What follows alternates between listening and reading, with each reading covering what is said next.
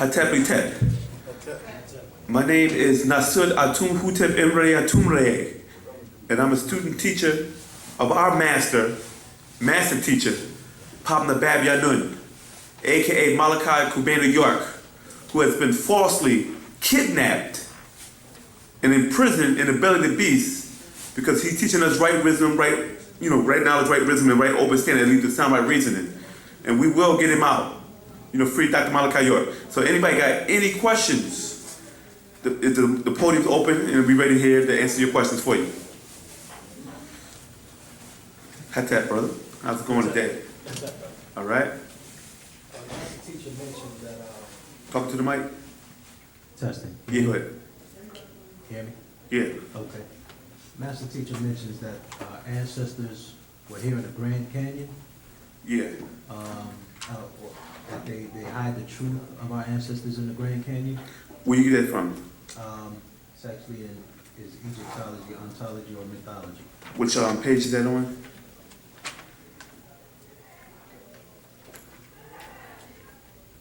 Page 11. Okay. It's at page 11, right? And what verse is that?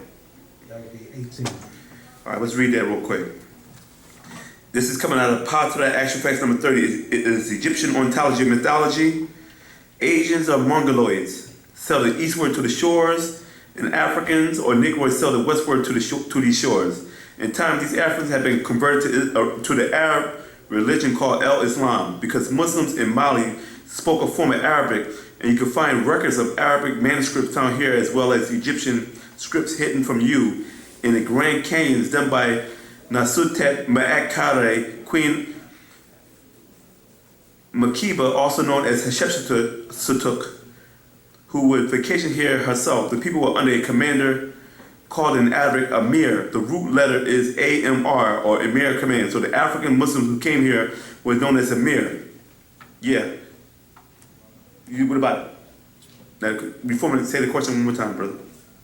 So as it says, Egyptian scripts hidden from you in the Grand Canyon. Mm-hmm. So up in I've heard that the Grand Canyon was restricted in some areas. So up in the caves or caverns that our ancestors visited, they pretty much shut it down. Because of those manuscripts. Because our master teacher said years ago that in the holy tablets, right, the Grand Canyon was created as a result of an explosion by a plutonium bomb caused by Luna, who was a Meldekian. And they said that the planet Earth, or the moon, broke off from what? The planet Earth. But they said it was beings that were already living here. So when it was broken off, that fragment, what you call the Grand Canyon, is what we call the moon in ancient times, or Shishki or lunar. You know what I'm saying?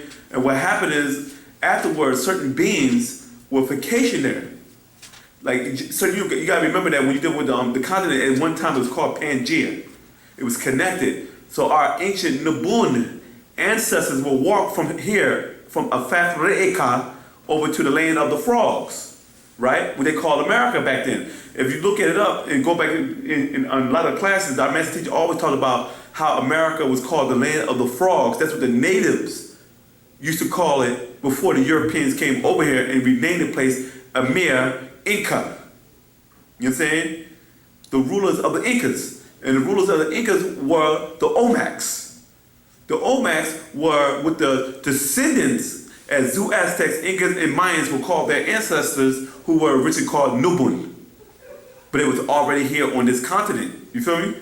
So what happened is, when certain of our ancestors were coming over here for vacation, at Cairo, which you know as Hatshepsut, will come from Egypt and travel here on a vacation. The same way you said, well, I feel like going to California and go to Palm Springs or whatever they would call, and then you'll leave from this side of the continent to go over there. At one time when the continents were connected, this is the same concept that we were doing. We would say, well, you know what, I just feel like going to the other side of the continent and go hang out. You hear me? And when they would come over here, they would leave different carvings and different things. Same way you would travel all the way to Hollywood, and you go into one of these lavish bathrooms, and you might have a magic marker. I'm gonna write my name on here and let them know I was here. And say, yo, John was here. You hear me? And people say, who the heck is John? You think John is somebody local? This is what people do at truck stops, gas stations, and the ancient Egyptians said you had to see where the mentality came from. When we came here, we left our mark. So she left her mark in what you call the land of the frogs. Now people say, what you mean, why you call it the land of frogs? Because if you study our doctrine under our supreme master, he always said that we came from the Ogdogs, right? And the Ogdogs were the beings that came out of the water and came with the land and became mammal. And when you go to ancient Egypt, you'll understand that the Ogdog, which means 8, they will show you these beings that were aquatic beings. 4 were represented by what? Serpents, and the other 4 were represented by what? Frogs. So this is dealing with a what? Amphibian, because amphibian can live in water as well as land. So when they talk about the land of the frogs, they were talking about the same beings who came from Africa to here, which is our ancient ancestors. You feel what I'm saying? Sure. So this is why you see different carvings all through the walls of Grand Canyon, but they're not going to tell you that. But there have been certain things on the internet where information has actually trickled in. They said they found remains and they found papyruses and they found even carvings and statues of people that predates the ancient America. You feel me? Inside of these cabins. So is that also in relation to Stone Mountain and the limestone? Yes, because you got to remember that these are natural pyramids. It's a book called Science of the Pyramid that our supreme master teacher had wrote for us years ago. He actually put in there and said that inside the Science of the Pyramid, you even had pyramids that was actually made from the natural earth. And what happened is the reason why it's not in the shape of a pyramid no more, which is inside this book right here, right? You know what I'm saying? Is because there was no upkeep. You feel me? At one time, when they were doing a censor of the 8 great wonders of the planet Earth, right? They only mentioned the Sphinx and they mentioned Apu Simba, right? And the Great Pyramids, right? But they didn't go to the other spots. I think it was the Sphinx. I think, no matter of fact, it was the Sphinx. It was the Great 3 Pyramids of Giza, and it was Apu Simba. There were other places they didn't mention it because they were under the dust. They were under sand. At one time, Apu Simba was under the sand, and they couldn't even put it as the great wonder of the 8th wonders of the planet Earth because the sand covered over time. No one was sitting there and moving the sand out the way. When you live in Egypt, they have people that do maintenance around these temples because these sandstorms will cause huge amounts of sand to cover up, and they have to keep moving it ever so often. You hear me?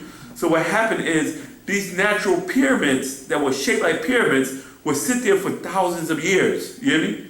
Nobody's to upkeep it. In the jungles, vegetation starts growing, trees grow over top of it, right? And all you see from a distance in 2013 is a big giant mountain or mound, you hear me? With trees and grass and so on, and you can't see the shape of a pyramid anymore. All you see is a hill, because stuff grew over top of it. Sure. All right, any other questions? Okay. Yeah. So this is why our master teacher has put out these books.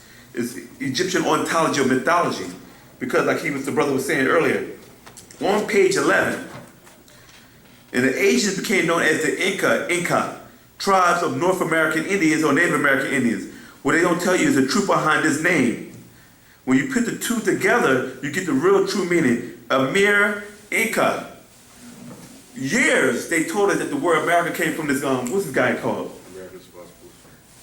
America's what? Vespucian? Pussy, yeah, exactly. But they never explained to you that these were compound words put together through time. You feel what I'm saying?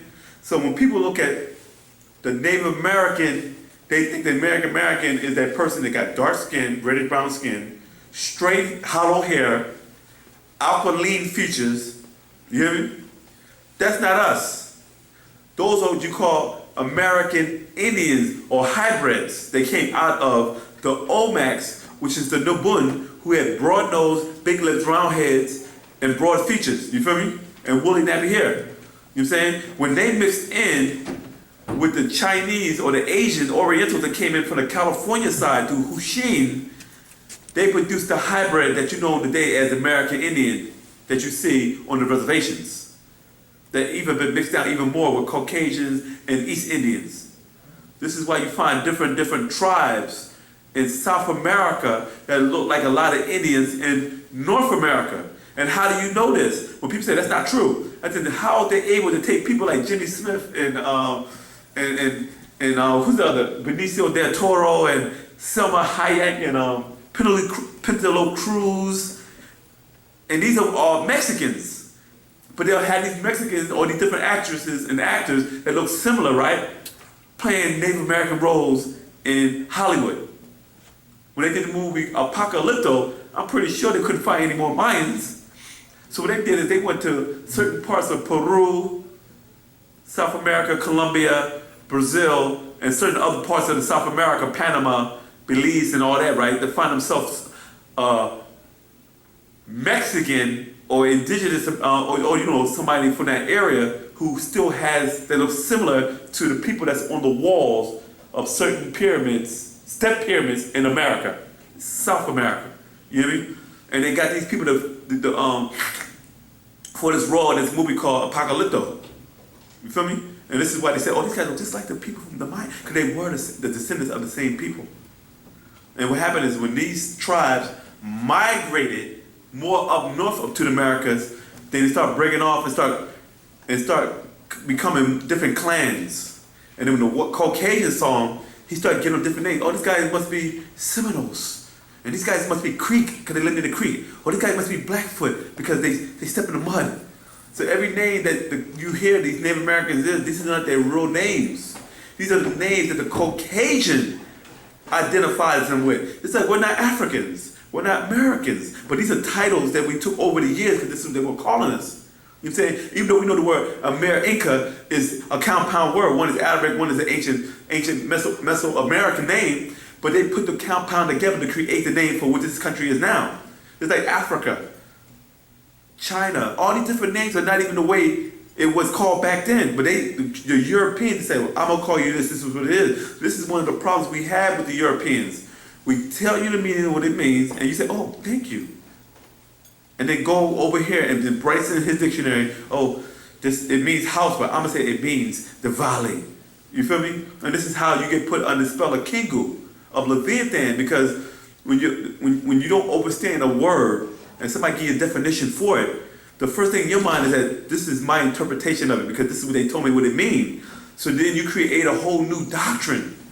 This is why Christians break off into too many sects, because some of them are getting bad translations and then they come up with bad interpretations and then they give you bad information. You feel me? So this is why Christians say, well, I feel it should be this way. I don't care what you feel.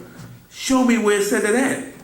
It's not in there because they can't do it. Now they go to a new doctrine. I talk to God personally. He tells me and guides me right. I don't need to read the Bible no more. I'm beyond the Bible.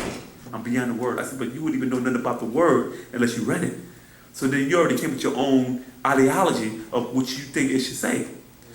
I don't need to read Hebrew or Greek. I talk to God personally.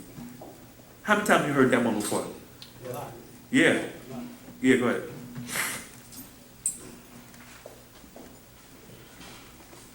Yeah, it's like a twofold question. I was reading the actual fact, the latest one, 18 plus 18. Oh, mitochondrial DNA? Yeah. You got that up there? And one part, it spoke about there's only 3 races now, but there was known to be, I think, 24 different races. Uh-huh. And then the part that goes with that is some update information where they were speaking about a place called Pumapuku. Mm-hmm. You familiar with that? Mm-hmm. And it's something relating with, I think, Atlantis. Yeah. Well, the concept is falling into where these people that are missing from Pumapuku and these other races that are missing, is that tying in together? Mm-hmm. Are you familiar with that? Pumapuku is an island.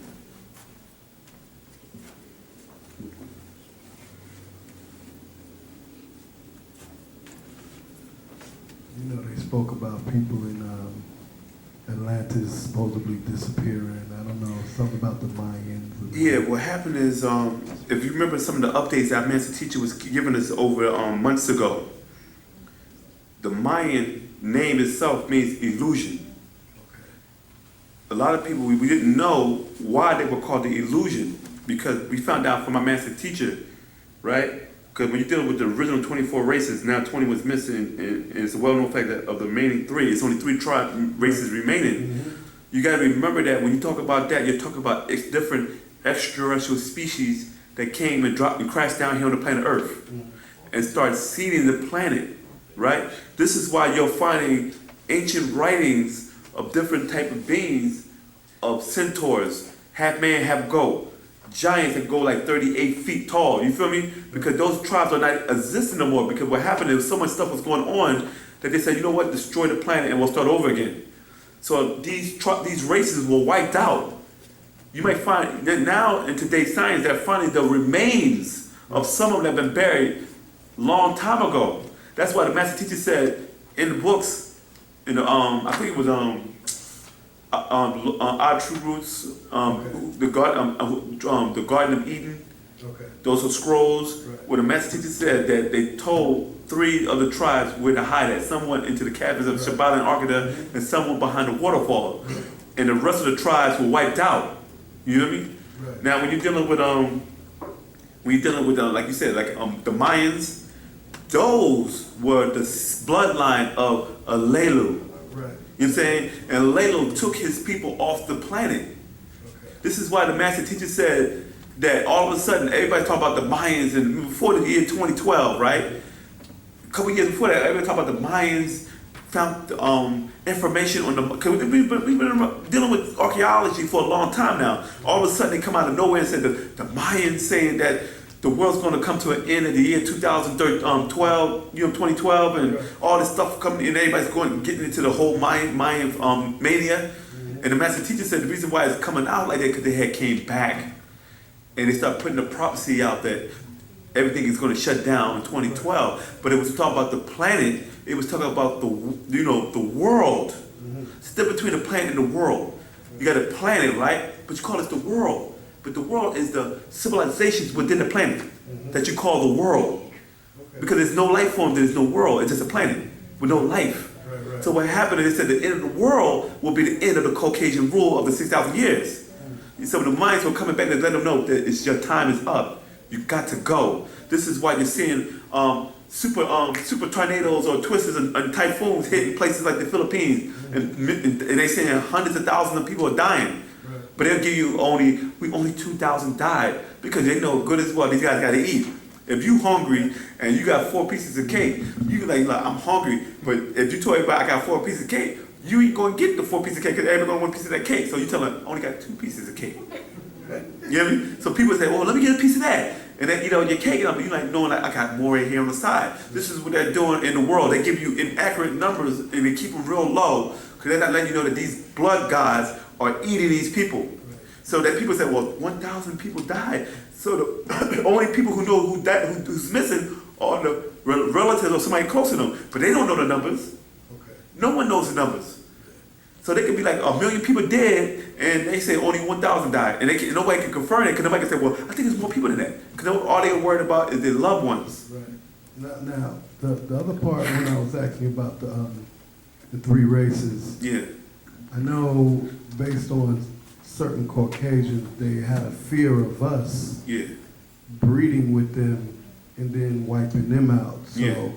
is it possible that some of those other races got bred out through us maybe mixing in with some of those other 21 missing races? Okay, I get into it. Okay, I got you. All right, now you're saying this. No, listen. According to our master teacher, Papa Brad Yanun, right? When you look at the 3 races that he talked about, right? It's in the book called Caucasian Edomites. We talked about the 3 races. Right. He said when those 3 races mix in and intertwine each other in the triple threes, right? You create different combination of hybrids. Like if an Oriental mixed with a Native American, Negroid mixed in with a Mongoloid, right? Then you create a Mongoloid African look, which you call American Indian. Example would be like the person Anne-Marie Caborley Simmons. Right. You feel me? And what happened is that strand right there, right, might mix in with a Caucasian. Then you create another different strand. A strand within a strand. You create a hybrid out of hybrid. But then that hybrid might mix in with an Africa right? And mixed in, and now you have a different variation. So right now you're creating different variations of different tribes. You feel me? So when we mixed in, it's not that they got wiped out. It's just that you're looking at the result, like Mexicans, different Spaniards, Portuguese, different people like Hawaiian, Samoans, and all the different so-called, what they call them? What they call these guys?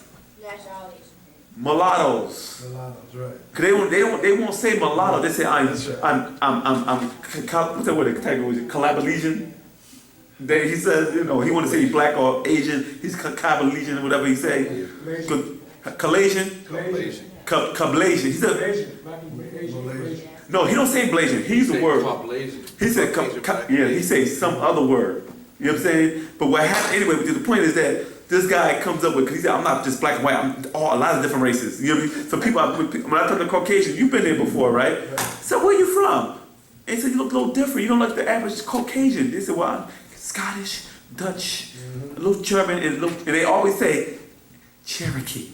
Oh, yeah. You know what I mean? I said, first of all, Scottish, Dutch, and German, you wouldn't even know what they were until they open their mouth. Because all you see is a Caucasian. Then they open up, oh, you must be from Germany. Oh, you must be from France. You know what I mean? Right. So you know, you can't go by the look, because you're still Celtic. Right. Mixed in with an Indian. Still a Celtic. Mulatto. Yeah, a mulatto. A high mulatto. But anyway, let me read what the brother wrote something down here. Right?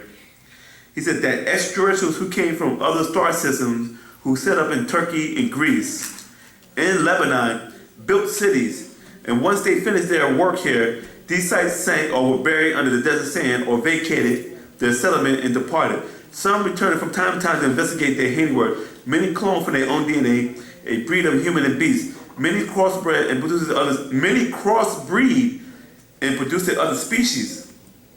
Some to take back with them, and some for food. Some escaped it and wandered to other parts of the earth. Many were destroyed by weather change or meteorite showers or comets that struck this planet. And some mixed it in with the cursed seed of Kefeu, Hikakasutu, and attempted to cure their leprosy. Even crossbreeding them with canine and simian and other creatures resulted in strange creatures like scimitars, satyrs, minotaurs, and centaurs. This is what I was saying earlier. Also, in much conformities, in half-form, human form, like Gifons and mermaids. This is what I was saying. Atlantis. What's the person? What book is that? This is Atlantis. Atlantis. Page. Let me see. That should be page. Ooh. Let's see. 10. That's 12, 13. 247 to 255.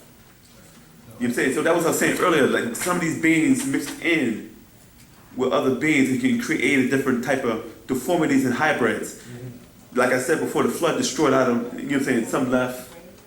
You know what I'm saying? Remember, Messi also said back in the day, even in the answer school, that when the flood came, he said, Halal on Tardush, you know, left here and went to Titan. Remember that? That's right. Yeah. You know what I'm saying? And then when the time came, they came back. Right. But it, Saturn. Right. But actually, yeah, but they said they were living on Titan, though. Druids, I think. You know what I'm saying? But my question too about this Wu-nuwaupu, I think it is. I kind of looked some of that up, and they were talking about people that used to be almost like an Atlantis type. Hey, you talking about the Easter Island with the old man like faces on there? You talking about that island? No. This is an area that's in the Pacific, though. Is it in the Pacific? I think it's in South America, but it's deserted now. But they were saying how people lived there at one time. Well, my brother will go back. My brother will go more in detail with that. Yeah. All right. I tell him. And with that, I'd like to pass the question over to my brother, Sumitut Sihitet Kawit.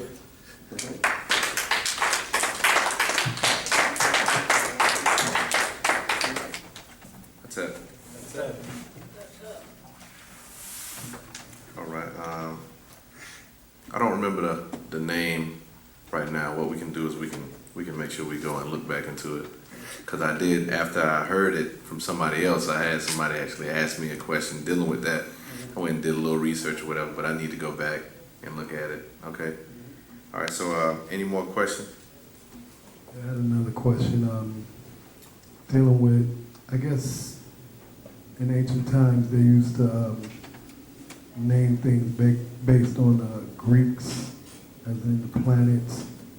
And they would name I guess the days of the weeks after the Greeks and the Romans, and some of their gods.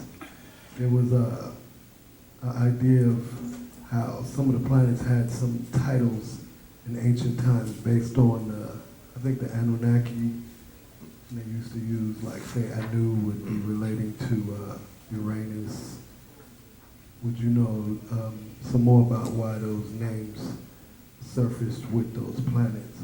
I can recall that names were given to planets based on rulers during that time as well. And the reason why I say that, if we go to My Brother the Extraterrestrial, let's see. If you can bear with me for 1 second.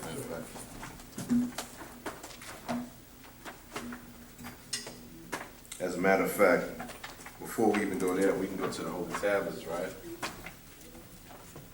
Because in the Holy Tablets, as we're talking about going through one first, and we're talking about all the different names of the planets and everything, as we were talking about them, they were utilizing names of the Anunnaki at that point. Right. And of course, it's just like, let's keep it relative, right?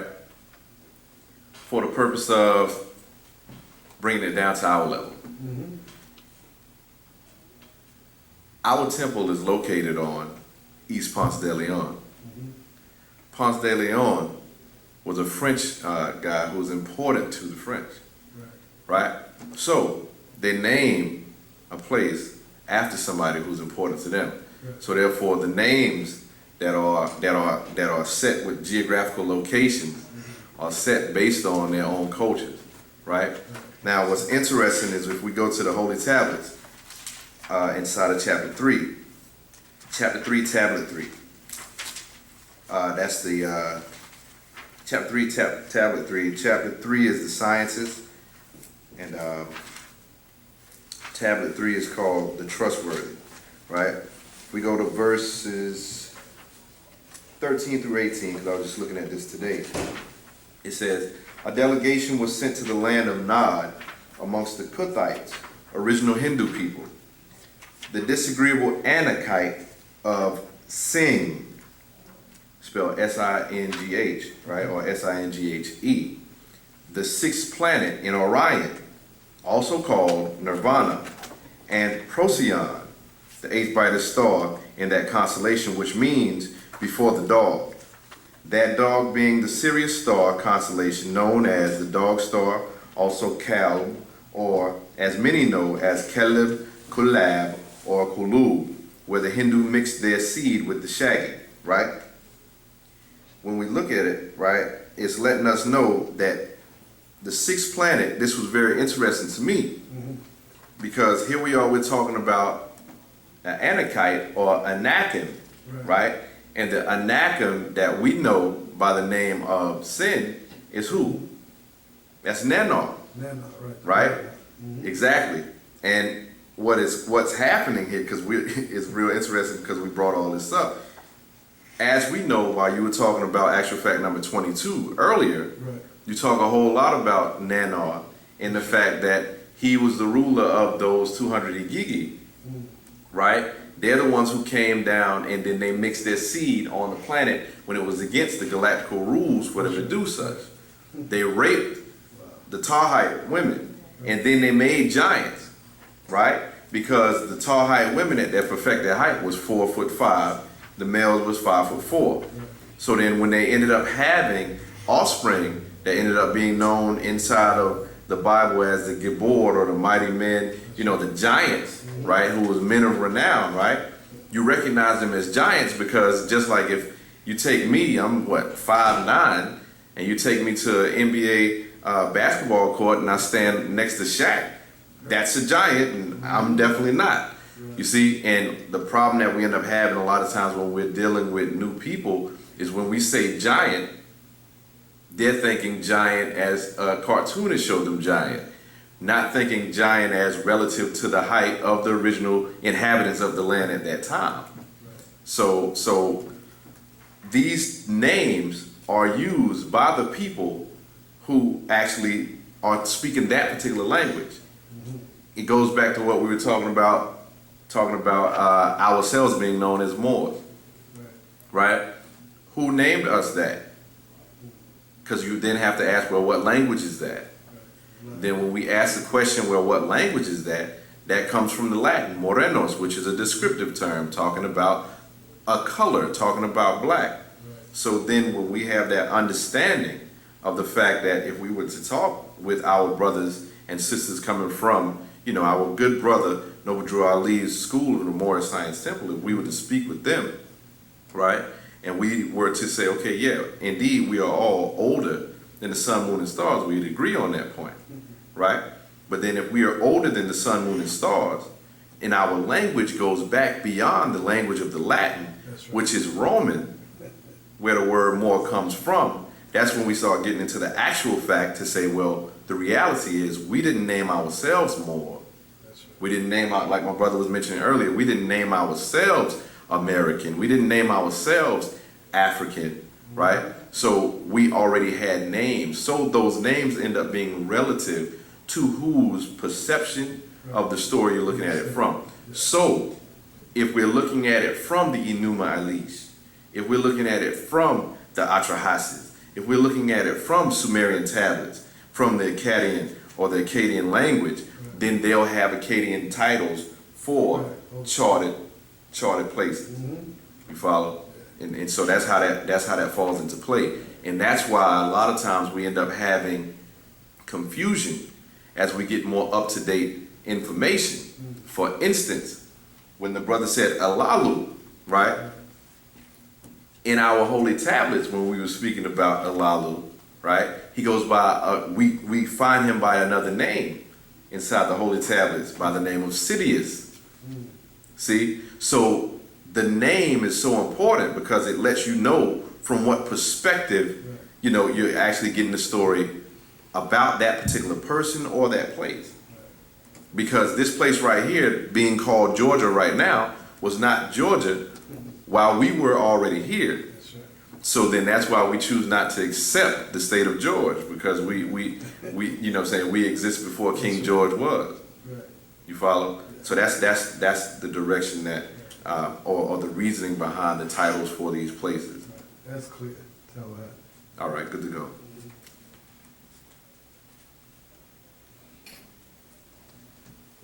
Oh yeah, and the reference point too for that holy tablet, where you saw the thing that we were talking about that sixth planet, because I just got real stuck on the research on that lately, dealing with the fact we're dealing with the Orion star constellation, and you're dealing with that planet which was ruled by that Anunnaki, who is Nanar Sin, at that sixth planet, that's Nirvana, which is also known as Procyon. Right. You see what I'm saying? So now, as we're getting more information, we're being brought up to date so we can put all these pieces together and have a better understanding of who we're dealing with. These are galactic neighbors. You follow? Because I've heard them say Nirvana is another name for heaven. Exactly. And see, the fact that you said that, the fact that you said that goes into verse 18. See, I can go ahead and read some more. Right? It says, the Hindus that ruled from their planet Nirvana, which they called heaven. See? So it's heaven based on whose perception? You follow? Because then when we go back and we understand, okay, what does the word heaven come from? And we say, okay, heaven comes from the word haven, which means a place to rest, or a place of rest, right? Or a place where ships dock. If that's the place where my ships dock, then that's heaven to me. You follow? And that's why the Master explained to us that language is key. And that's when we start really changing. It opens us up so much when we can open things up and have a different concept based on our understanding of language. That's why it don't move us as much when somebody say, oh my God, or, you know, God's going to get you. And then we like, okay, so which God? Who's God? You know, and that don't mean, oh, I'm God. You know, it's like, then it changes, you know. What's going on, brother? I just want to ask a question. So where did the world religions come from? All these different religions, where do they originate from? Where do world religions come from? Okay. First, the religions of this world are based on rules given to groups of people that were encountered by beings from off of this planet, right? So basically, with religion, originally, religion was set up as a frame to try to keep a particular group of people within a set of bounds of what to do and what not to do based on what those who were ruling over them wanted done or not done. So that's the original birth or reason for religion at that sense. But we as a people, our ancestors, operated by having an understanding of universal law. So therefore, that was our way of life, or our way. As we say, Pt.1, we operated by utilizing our way. As our master teacher explained to us so many years ago, that Wu-nuwaup is our spiritual science. So we operated by spiritual science, but then in Mesopotamia, you had a group of beings who were, as we said, genetically bred and grafted for the purpose of doing work for them. When I'm talking about that, we're talking about when we've already been taught about the Anunnaki and their reasoning for having come to this planet, which when we go into the Bible, for those who need the Bible, it says, in the beginning, these beings, or the Elohim, created the heavens and earth. And then after going down a few lines, it said, let us make man in our image. But there was a purpose for them to have grafted to make someone, and the real purpose for them to do that was to get them to do the work for them, which was mining the gold mines for them. Slaves. Yeah, slaves. Basically, slaves, servants. And so religion started off so that they would be able to trap the mentality of the people to not see themselves as anything more than slaves, which is exactly what was used against us so many years here. So basically, it was a form of population control. Population control, as well as behavior control. You know, or we could just say population control, that works, because it controls the behavior of the entire population. Hey, as a matter of fact, did y'all hear about China recently? No. China's getting ready to change that law that they've had for so long about them only having one child. Oh, really? Yeah, that's like the latest in the news that just came out today. That's interesting to me. And, you know, I know no disrespect to the Chinese, but I remember a few weeks ago it was some other things that was coming out talking about babies being eaten over there or whatever. Did you hear that? I seen that. Yeah, you saw that? Yeah, so, I don't know. I thought that was interesting, though. You just kind of sparked it in my mind. Okay, since we're on the subject of religion, Mhm. the brother mentioned the movie Apocalypto. I seen that movie. Yep. And it get into the Mayan culture. So where did the Mayans get their religion from? Because I see they were doing a lot of blood sacrificing. Who were they sacrificing to? That's interesting that you would ask that as well. There was a lot of blood sacrifice inside of that, and it's interesting because you're seeing a lot of blood sacrifices being done here right now, within our time. If you have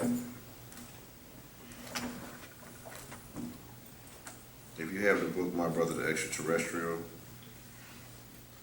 the master teacher was explaining about Nanar Sin and then he was also explaining just about beings from outside of this planet as a whole. And the question was asked, are they agreeable or disagreeable? He said they can and are both. They can be and are both agreeable and disagreeable. You have beings who are agreeable, you have beings that are disagreeable. And when we say that, it steps away from, our master teacher has been teaching us for a long time that we step away from the concept of good and evil so much. We move into the thought process of agreeable and disagreeable. Because just like when we're looking at any other animals of this world, you have herbivore, creatures, then you have carnivorous creatures, right?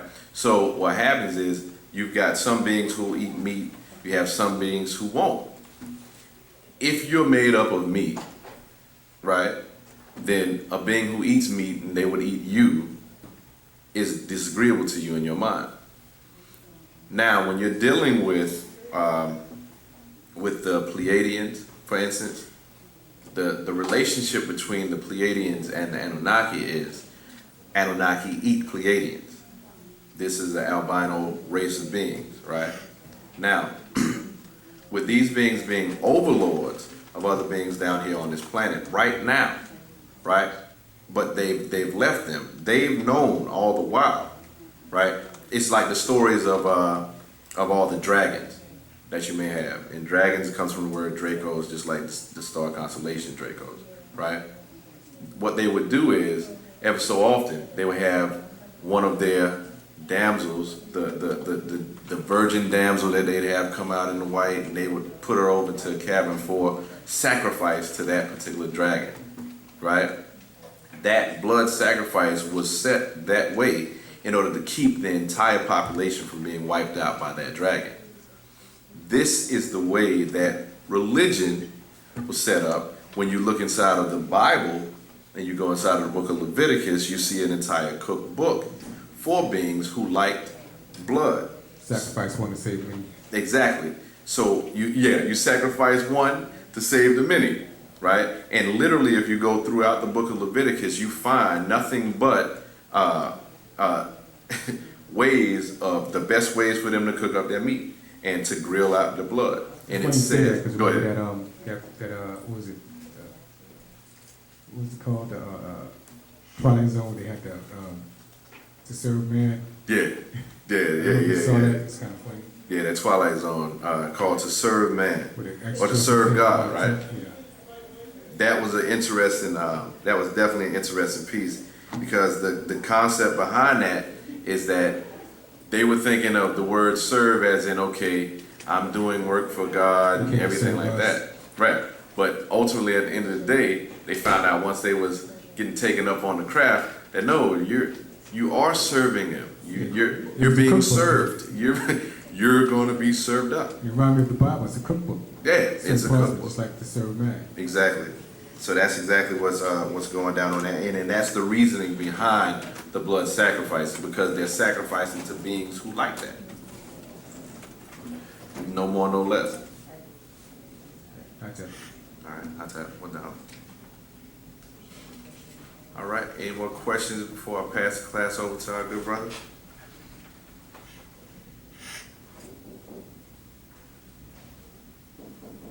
That's up.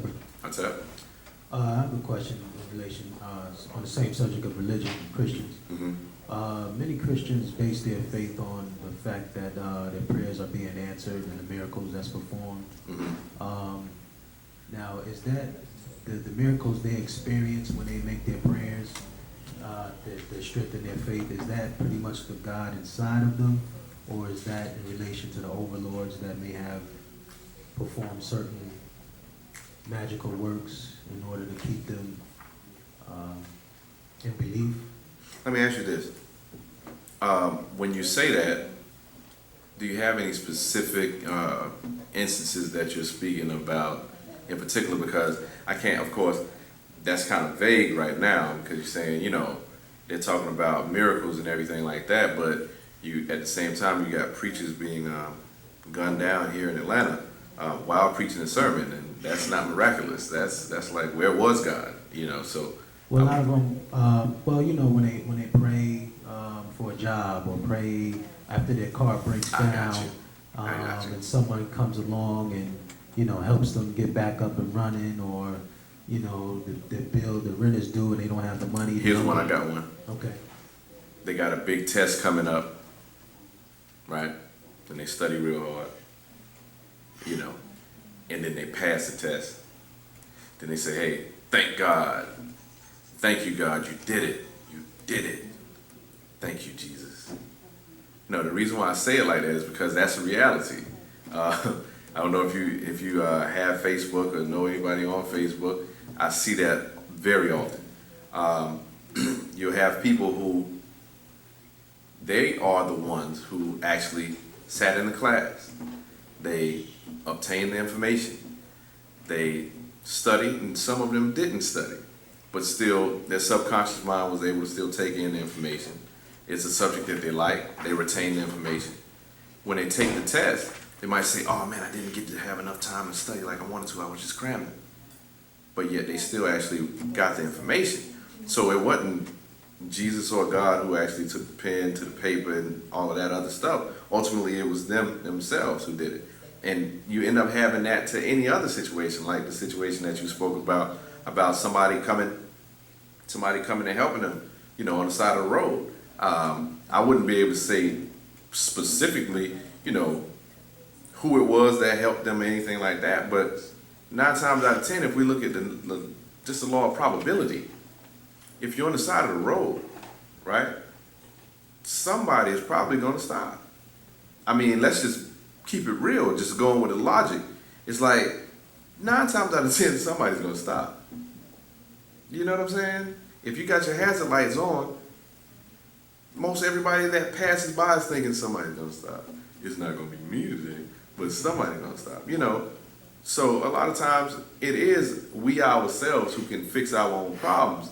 And then when we go inside of the Bible, if we need that to back it up for Christians, why wouldn't we be able to ourselves fix our own problems when Jesus himself said that you yourself would do greater works than me? Or if we go into the Psalms, right? Psalms 82:6, where it says that you are gods, for you are children of the Most High. Or John 10:34, where it says the same thing. So when it comes down to that, even biblically speaking, right, we have the ability to solve our own problems. How would we not, if we have a portion of this being who blew breath into us and we became a living soul, how would we not have the ability to solve our own problems?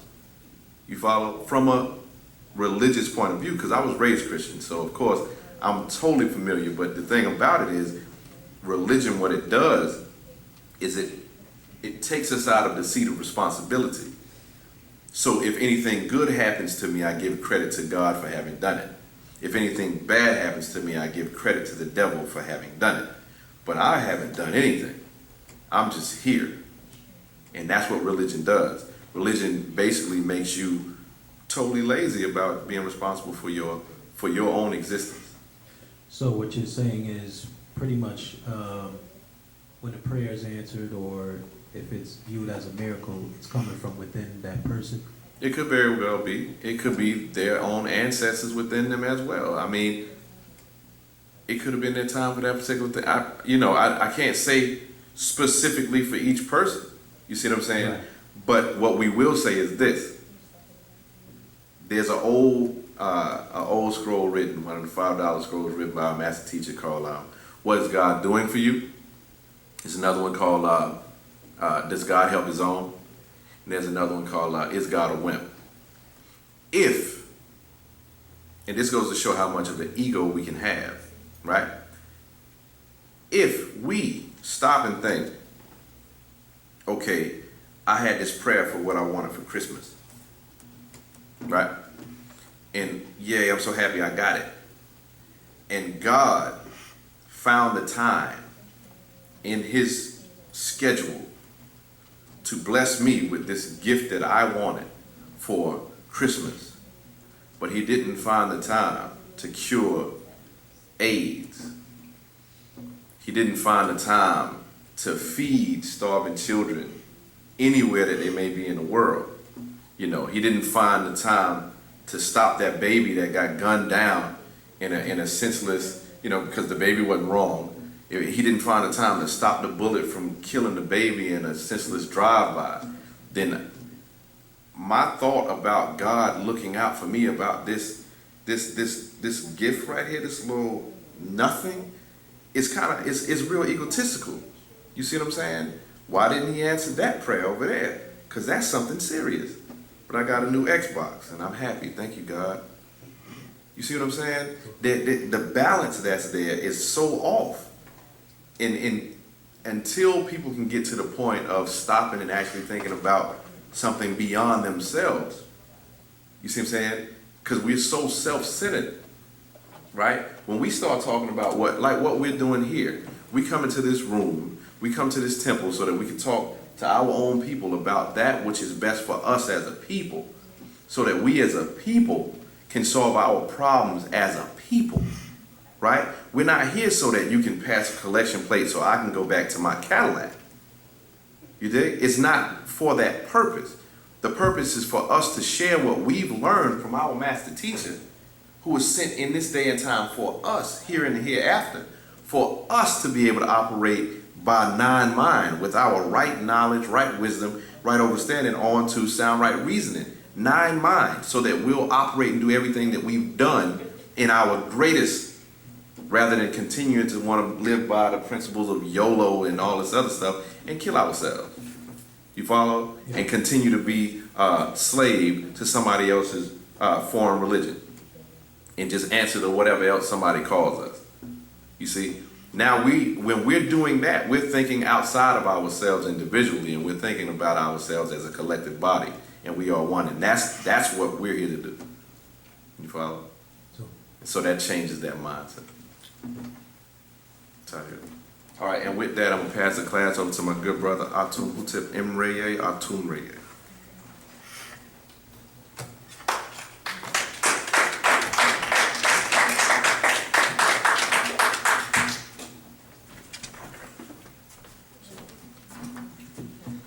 Any other questions?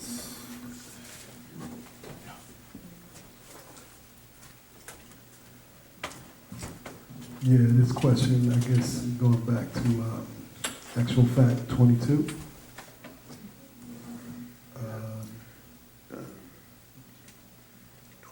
I don't have the book with me, but I recall, I recall a 6-pointed star on there, inside of it.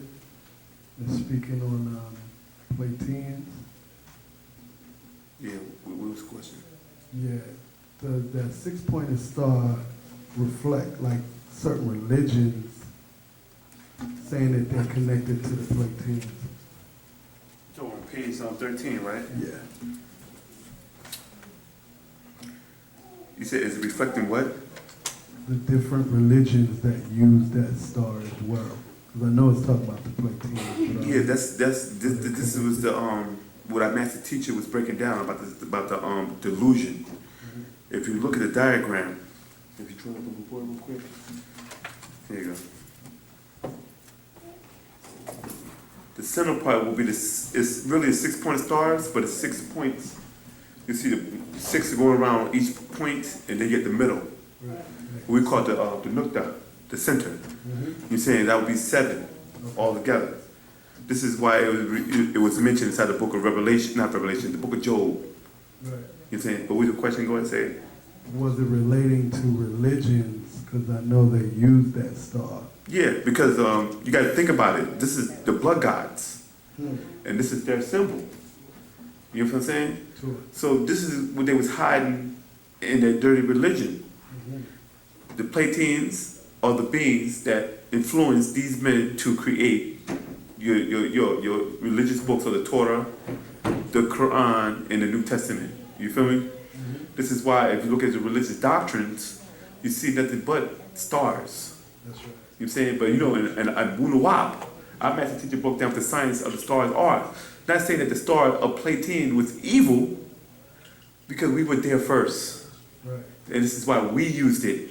Gotta understand that a lot of these symbols that you see in these different organizations in the occult world is our stuff anyway.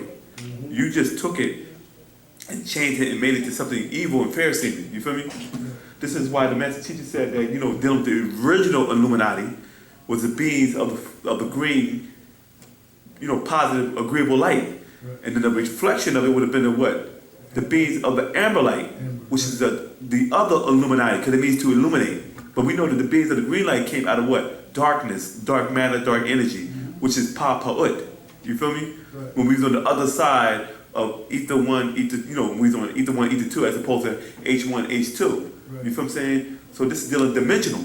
So when the beings took over Plates from us, this is how they were able to plant themselves as the Anunnaki, Panadaro, and so on. This is why you look at a lot of ancient cultures, you always find that they somehow supplant themselves into our culture.